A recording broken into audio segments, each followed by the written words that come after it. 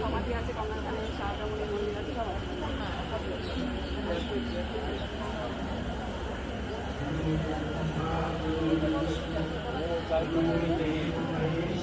তো কেউ জানে না, আমি জানি না।